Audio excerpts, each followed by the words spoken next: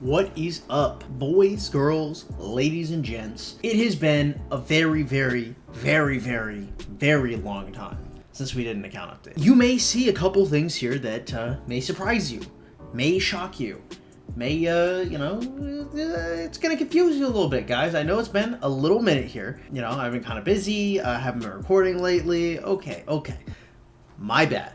But the account's looking kind of baller, so maybe you guys are gonna cut me some slack. Maybe potentially just a smidge. Okay, into it.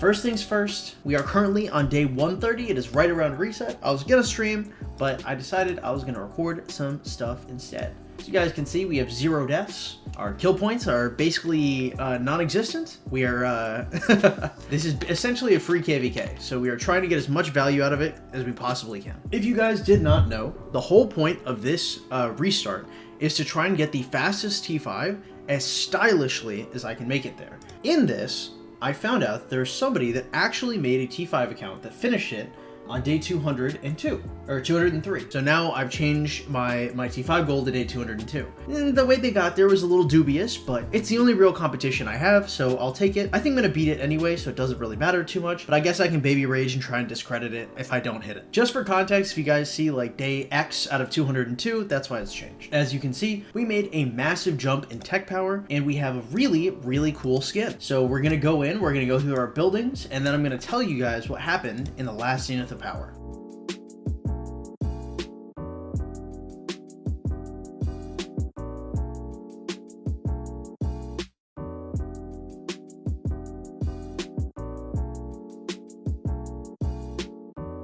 Alright, so that is most of the things in our city. Of events that we did, I believe we hit 3rd place in a race against time. We hit 2nd place in a Mightiest Governor event. Normally I wouldn't go for El Cid here, however it coincided with Zenith of Power, which I managed to hit 2nd place for. So because it coincided at the same time, it was a free Cid MGE. I'll take 90 sculpts. I'm not really sure what I'll do with him, if I'll do anything with him, but I've got it if it's there.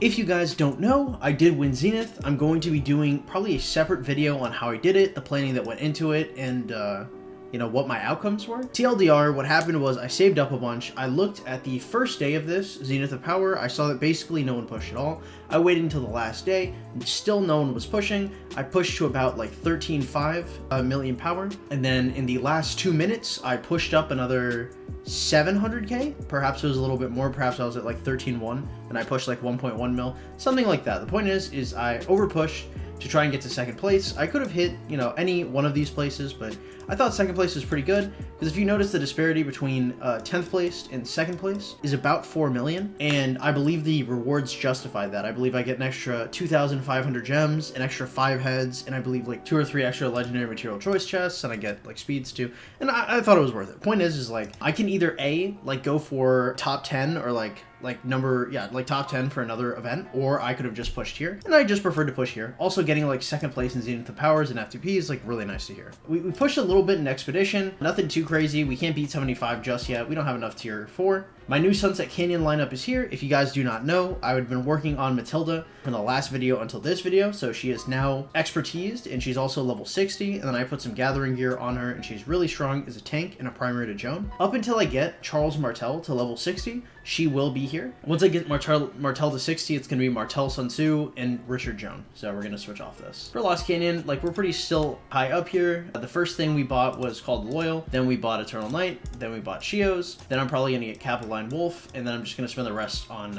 materials. I can't remember when I got Peter Sickle, but it's like 6,000 for like the entire thing, so it was really cheap, so I really didn't think too much about it.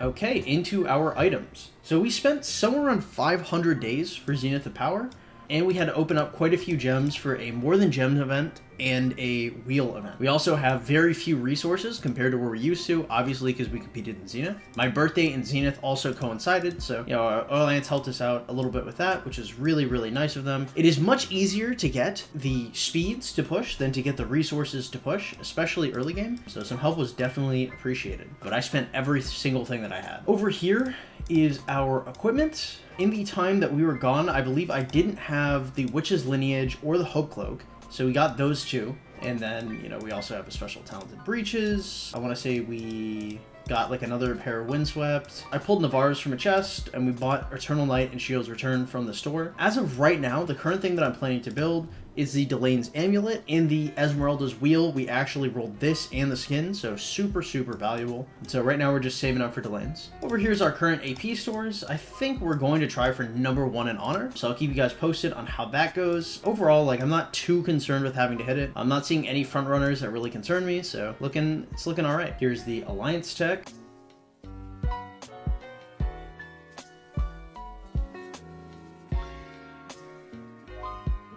Let's go into our Academy, look at our tech. So we have max tech for Academy 24 in terms of economic. We finished our first big 3, then we 9'd Wood, Steel, and Scudam, and now we're trying to finish the top big 3 so that when we get into Academy 25, we don't have too much left to go. From what I've calculated, I believe we have maybe like a little over 500 days of speeds left, and I believe I have like somewhere around 160 or 170 days in the tank. That puts us at a need for like 400 days of speeds, or like a year or something like that. We will have enough to finish T5 probably in about a month and a half, which puts me substantially earlier than I had thought. I guess this puts me right around the like 180 day mark. So we'll have to see how I do that, like what event I plan to do it in, or if I just plan to do it as early as possible to like keep my, keep the record alive for as long as I can. Finally, boys, our commanders. Ethelflaed has finally been racked, as we now have YSG expertise. We expertised him on the second wheel. Great to see. My next investment is going to be getting Richard to 5511. This is his gear. Pretty sick, pretty nice. After I 5511 him, I don't know where the sculpts are going to go. Probably just hold on to him for now. So all this stuff is going on. The next commander that I'm going to level 60 is probably just giving me my Peacekeepers, or the next epics that I level 60 are just giving me my Peacekeepers. Charles Martel is currently the guy that I'm trying to level 60 next. The fact that we have skill lock and skill reset means that I can get him to 60 now, and then I can start using him, and I can just lock it and continue to push up to heavy infantry. Obviously, I don't know how, like, when I'm going to start fielding him, probably somewhere around 5311, but he's a really good commander, so the fact that I get to use him early without destroying him is super nice. And the current epic we're trying to expertise is going to be Scipio. Obviously, we can't do that yet,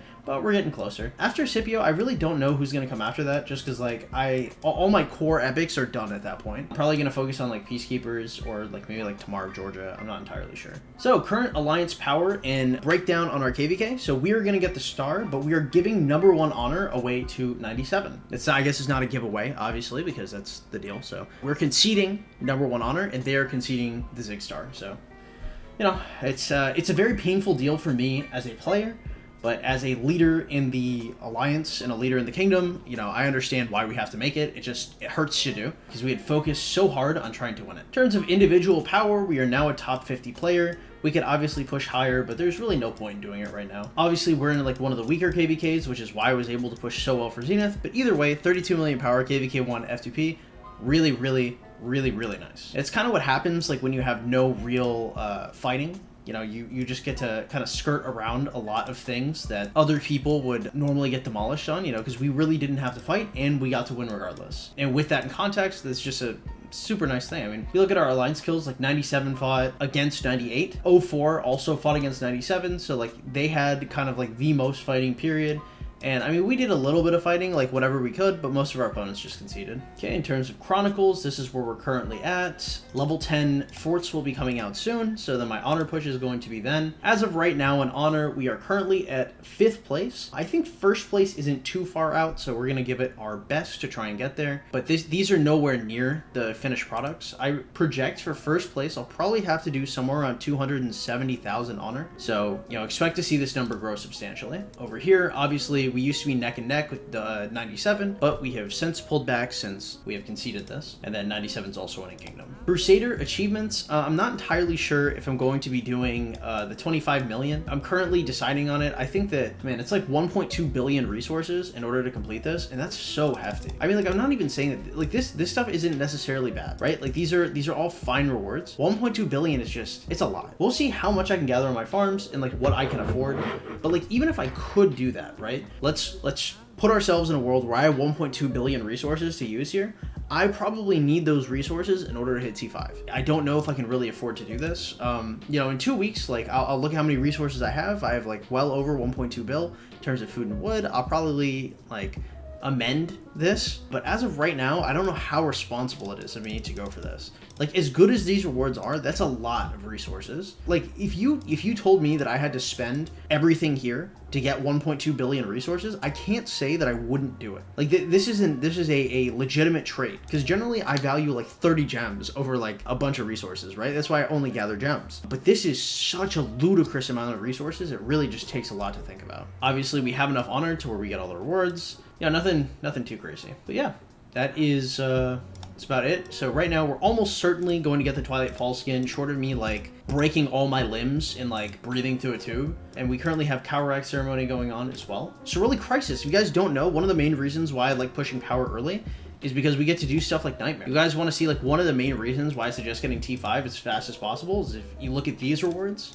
and then you look at these rewards, it's like night and day, right? The more power you have, the more basically everything gives you. Really, really slick stuff. I think that is going to be it for this video. If I missed anything, you guys are welcome to ask me in the comments below. If you guys are watching this right now, there's a very good chance that I'm currently live, so you guys should head over and check that out. If you guys want to help support the channel, feel free to donate using the Streamlabs link in the description below. If you guys want notifications when I post a video or when I go live, the best place to find that is to go to the description below and head up that Discord. We've got a nice little community over there. I answer questions when I'm offline, all that good stuff. And I will catch you guys later. Please like, comment, and subscribe if you enjoyed the content. And night, guys.